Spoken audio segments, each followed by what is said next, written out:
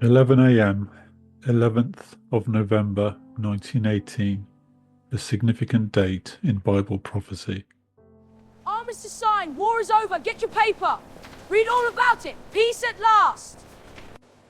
It's over. The armistice is signed. Truly, no more fighting. Yes, it's ended. We can breathe again. Look here, the armistice is signed.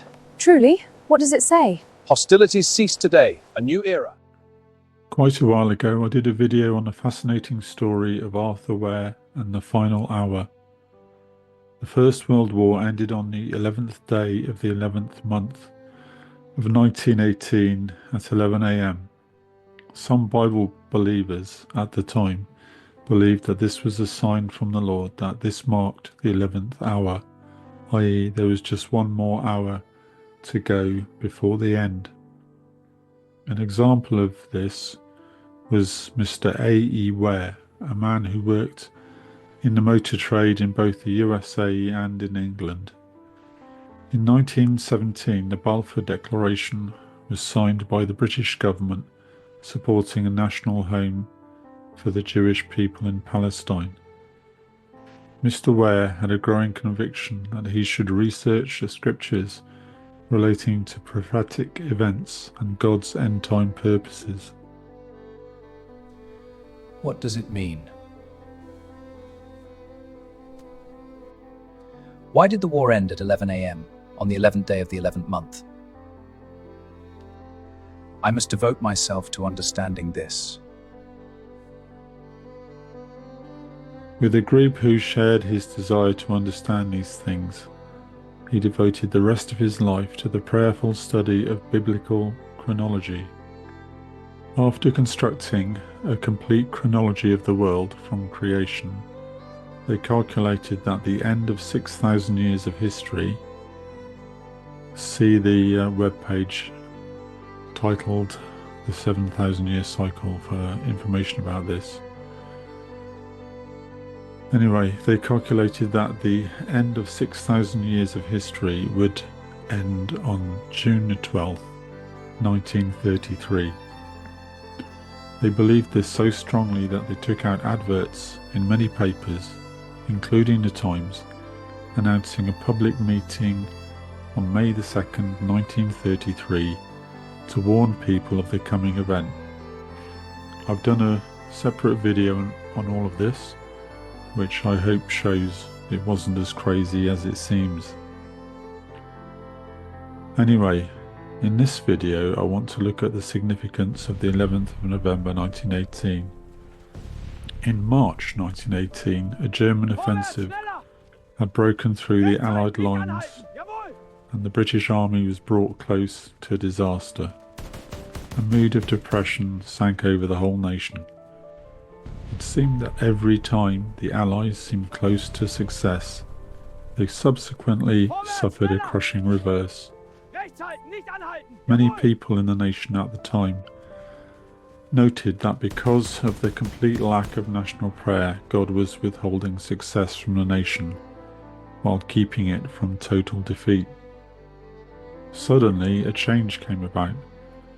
Proclamation went out that there would be a National Day of Prayer on 4th of August 1918, the first such day since the war started. The National Day of Prayer was led by King George V in the form of a service at St Margaret's Church, which is an Anglican parish church in the grounds of Westminster Abbey. The effects of this day of prayer were instantaneous and amazing. On August the 8th, the Battle of Amiens began, which transpired to be the first of a series of brilliant victories known as the 100 Days Offensive. The 100 Days Offensive was a series of massive Allied offensives that ended the First World War, beginning with the Battle of Amiens, 8th to the 12th of August on the Western Front. The Allies pushed the Imperial German Army back, undoing its gains from the German Spring Offensive in March. The Germans retreated to the Hindenburg Line, but the Allies broke through the line with a series of victories, starting with the Battle of St. Quentin Canal On the 29th of September, I am ready to sign the armistice. the offensive led directly to the armistice of 11th of November 1918, which ended the war with an Allied victory. It is done. Peace at last. In fact, the exact time and date of the armistice was set by God. Officially, the exact time was set so that there would be an orderly end to the fighting. However, from a prophetic point of view, this time marked the start of the final 11th hour, a sign to the world that God's prophetic timeline was nearing its end. This is what Arthur Ware picked up on. Although his date for the return of Christ was wrong, he did make a brave attempt to fit God's prophetic calendar into the events of his day. One thing that I find fascinating is that, prophetically speaking, if 11th of November 1918 marked the 11th hour on God's timeline, then the timeline ended on the last day of the 20th century.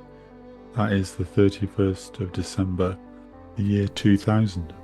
If you want to see how this is calculated, you can see my video, The 30,000 Day Hour. If the last day of the 20th century did in fact mark the end of the final hour, then where are we now?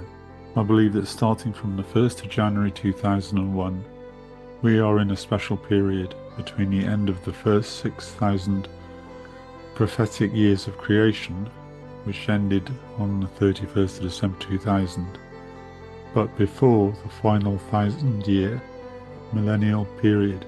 When Jesus died on the cross, it marked his rejection by the Jews as their king and Messiah. If they had accepted him as their king, then his rule on earth would have begun. Instead, he was resurrected and ascended into heaven. This meant that there was an unusual period which was not part of God's prophetic timeline, when the church age had started but the nation of Israel and the temple in Jerusalem still existed. This was an anomaly. These years, from about 33 AD to 70 AD, about 37 years, were not counted on God's calendar. The years which we are living in now are those years, now counted as part of the church age and included on God's calendar. This is one reason why I believe we are near the end. In the next video, I hope to give more information about this subject. So, thank you for listening. If you found this video interesting, you can find more information at prophecy-bookshop.com.